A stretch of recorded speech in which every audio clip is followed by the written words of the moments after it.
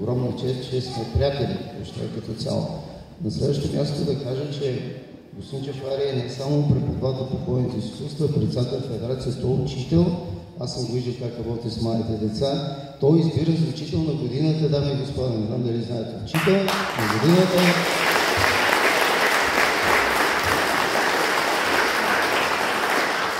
В нашата прекрасна България аз преподавам вече 35 години. Нескромно казвам, съм избирал за преподавател на десетилетието. Но учител на годините не съм бил, затова му прави чест и за мен огромна чест, че сме тук заедно.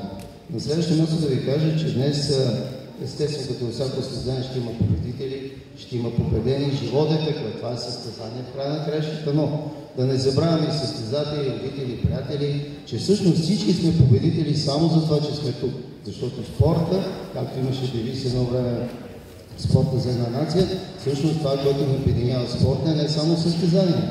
Той е физика, той е психика, той е устойчив, той е растеж, той е изграждане на характер и така нататък. Тук е Сенсей Илиев, с който години наред преподаваме в Академията на МВР, знае, че много е важно да изграждаме в хората характер и утре да бъдат достойни представители на тази наша прекрасна България. Обръщам се към малките бомбони, страхотни са, че са тук.